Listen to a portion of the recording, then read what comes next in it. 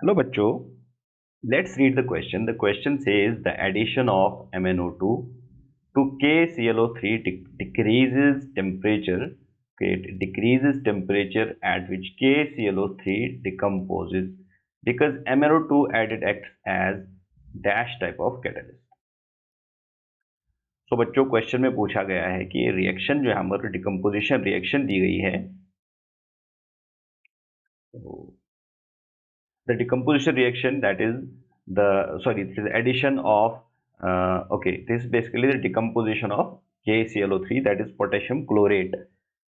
So when we decompose this in the presence of MnO2, okay, manganese oxide, so what happens, जो जिस temperature पे KClO3 potassium chlorate decompose होता है वो temperature decrease हो जाता है। ठीक है, मीन्स लो टेम्परेचर हमें इसके डिकम्पोजिशन के लिए देना पड़ता है in the presence of this MnO2। तो हमें बताना है जो MnO2 हम यहाँ ऐड कर रहे हैं एज कैटेलिस्ट, ये कैटेलिस्ट किस तरह का कैटेलिस्ट है। तो गाइज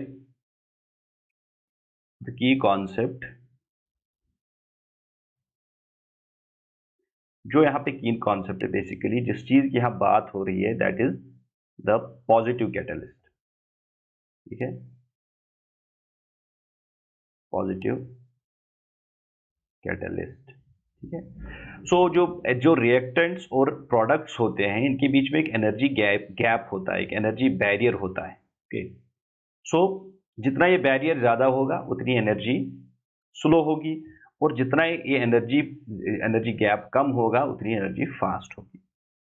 ठीक है, तो कैटलिस्ट जो है, कैटलिस्ट का काम बेसिकली ये होता है कि पॉजिटिव कैटलिस्ट का रादर वी कैन से, वो इस एनर्जी गैप को कम करता है। ये जो एनर्जी गैप बिटवीन रिएक्टेंट्स और प्रोडक्ट्स होती है, उस एनर्जी गैप को ये कम करता है।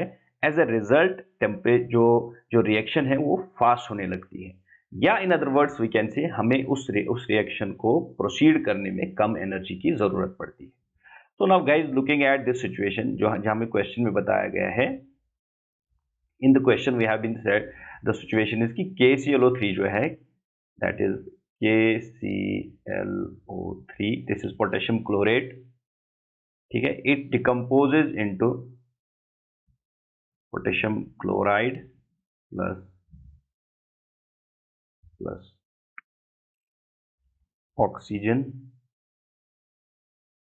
okay, so balancing this, it will be 2 here, it will be 2 here, and it will be 3 here। ठीक है, तो ये रिएक्शन जो है इसमें हम क्या है, ये एक रिएक्शन है, इसको हम हीट करते हैं, डिकम्पोजिशन रिएक्शन है, and we use this as the MnO2 as the catalyst है। तो जब ये रिएक्शन होता है तो इससे क्या होता है, ये जो रिक्वायर्ड एनर्जी हीट हमें यहाँ देनी पड़ती है, ये इसकी we need less heat to proceed this reaction. तो कम हीट देने पे ये डिकम्पोज हो जाता है इनटू द रेस्पेक्टिव प्रोडक्ट्स।